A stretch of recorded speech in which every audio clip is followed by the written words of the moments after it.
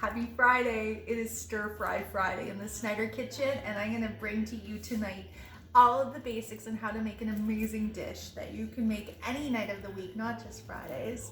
So you're gonna need a couple of basic ingredients in your pantry. You're gonna look for your sesame oil and your soy sauce. I totally suggest you invest in like the best possible sesame and soy sauce that you can find on your grocery store shelves because it plays such a big part in the flavor of this dish.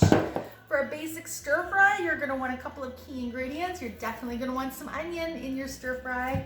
We like to use carrots as part of the base and bell peppers. So you can use any color bell pepper that you have on hand. We love the red. You're also going to want to have some sort of protein. We are using chicken breasts in our stir fry tonight, but you could use beef, you could use shrimp, you could use pork, you could use tofu. The nice thing about stir fry, Nate, is that we are just using 2 straight up chicken breasts and it's going to go a long, long way. So it is very economical.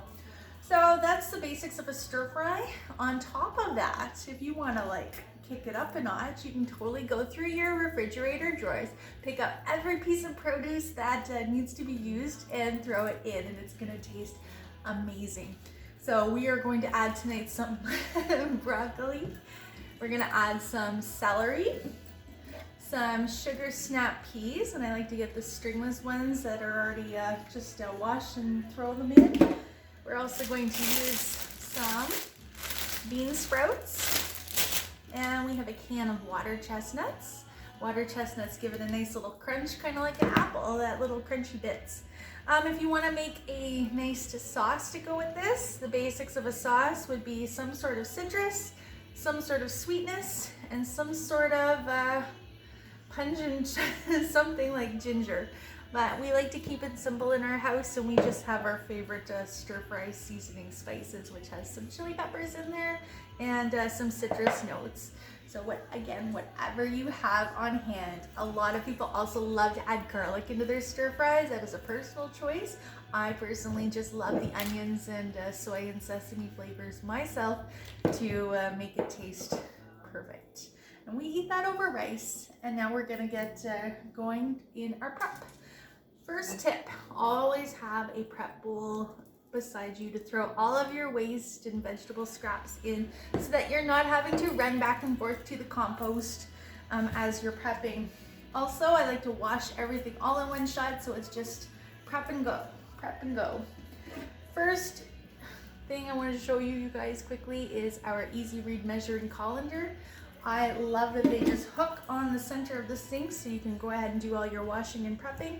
In fact, I love it so much that we have a couple to help us in our meal prep. So whatever you have on hand is going to taste amazing in this stir fry. Want to see something else really cool? Well, we're making your water chestnuts, and when you open them, it's going to be all full of liquid. Okay, what we're gonna do, we can either just dump them straight up, or think tuna, you can take the top and push it in and drain it that way. We'll go ahead and get our carrots prepped just by taking our veggie peeler and peeling off the skins. Did you know that a veggie peeler looks the way it is with the 2 beveled edges? Because it's supposed to peel super fast by going back and forth. Who knew?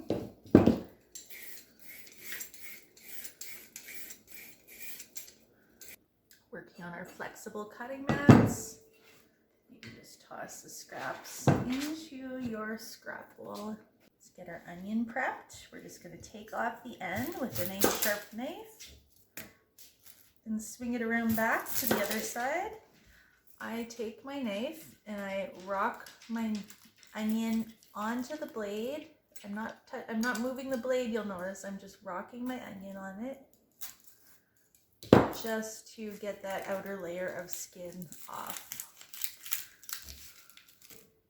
Okay, and you might have a little slimy coating, an undercoat that we'll just take off with our fingers. That can be tough, so if you can get it out, all the better. While we have our knife on the go, we'll just go back and grab our carrots and take off the end pieces. We're gonna do our peppers. So I wanna show you a little bit of a hack. So you're just gonna cut off the green stem part just so that it sits flat. You're gonna slice down one side, flip it over the other side, and ta-da!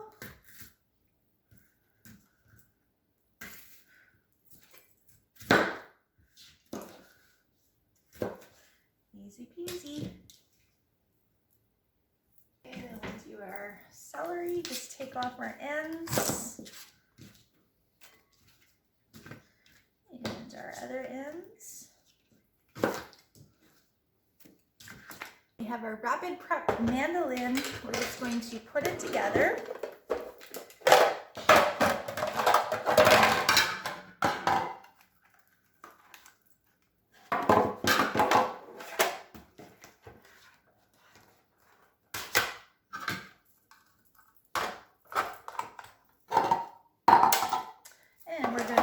Around just so I can show you the dials. We have dials down here from 1 all the way up to, from 0 being the smallest all the way up to 8.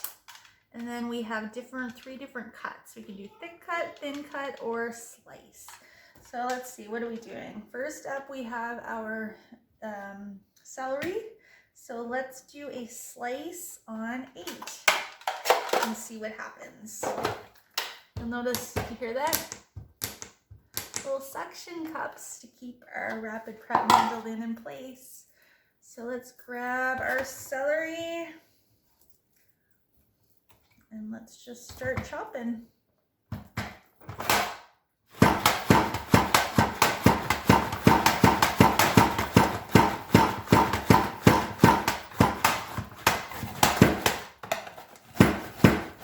Throw all our carrots in there.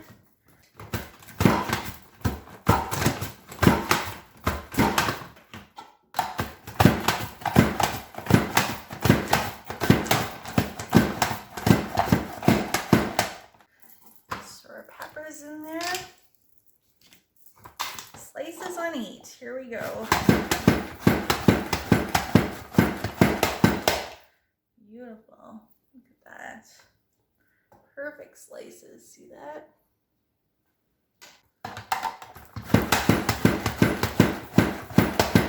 Put that onion in there.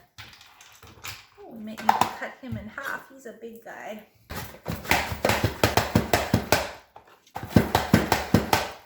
You'll see.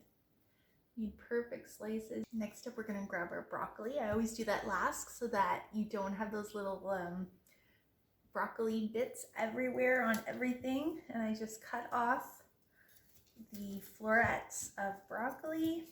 And then once I've done that, I will then just take my knife and just go down the middle and quarter them so that they're a little bit more bite-sized and manageable.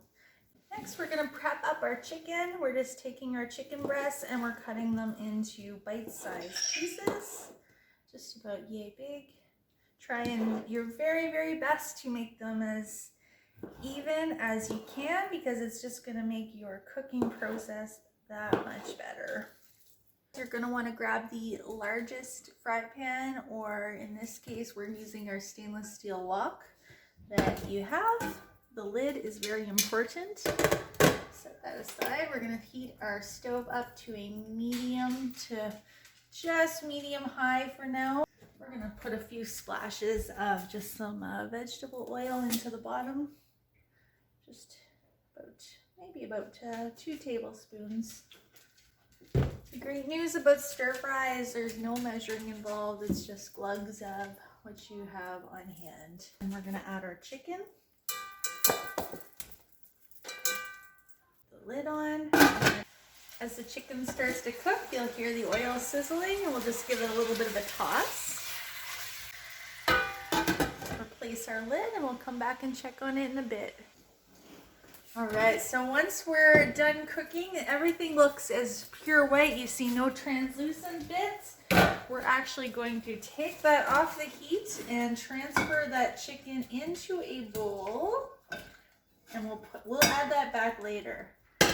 For now, we're gonna go ahead and add just a little bit more oil, just a splash. And we're gonna grab our bucket of veggies. We want to put our onions in there first. Once the onions have cooked a little bit, this would be where you would add, if you're adding garlic, you'd throw that in there. And the celery and carrots. I kind of did this wrong because I shouldn't have put the red peppers in yet, but maybe I'll just hold up. Wait a minute. Just add that to the broccoli bowl. Because technically that's about where we want to put it in. There's kind of an order to this. If you get a few in, you get a few crunchy bits, no biggie, but, or a few soft ones, no big deal. But if we can keep it as separate as possible, you're going to get like the best stir-fry experience. And we're just going to cook that until the onions are soft. Alright, so as this is starting to soften, I love to speed things up by throwing the lid on there. It just helps to soften things like really super quick. We can also go ahead and start adding our sesame sauce and our soy sauce. Really, it's going to be about a tablespoon or two, just to taste. A little couple glugs of sesame oil, which is just going to be like amazing flavor. Oh yeah, that sesame sauce smells so good, and I'm just so happy with just those two flavors with the onions and all the roasted vegetables. Like, I don't even need the other sweets and sours and flavors. And this is just perfect for me. Served over some rice. At this point, we're gonna add, if you were doing the ginger and the honey and the citrus, you'd throw that in now. Or we're just gonna go ahead and add our little spice, our stir-fry spice. Go ahead and add in our bean sprouts and our snap peas. Oh, we're really full this time. Whoopsies. The beautiful thing is that this makes like awesome leftovers, you guys. And that is it, my friends. Stir fry is ready. We're gonna add our chicken back in. That's why we cooked it first. Gosh, there is no way that is getting anywhere near the bottom to properly cook, so that is my life hack, so that we can have lots and lots of vegetables. Hope you enjoyed watching this meal. Alright, we are upping our stir fry game. This is day 2 with leftovers. We have taken a half a bag of chow mein noodles, and we made them according to directions. 3 minutes cooking in hot water. And then we have mixed together 2 teaspoons of cornstarch, 1.5 teaspoons of oyster sauce, soy sauce, and mirin, which is Japanese cooking wine. We put in half a teaspoon of sesame oil and 2 teaspoons of sugar. We mixed that all up, starting with the soy sauce and the cornstarch. And then we added it to our cooked ramen noodles here. And we have just created chow mein. Chow mein means fried noodle. I eat that with our leftover stir fry, and it's going to be like a whole new ball game on day 2 of stir fry. Yeah.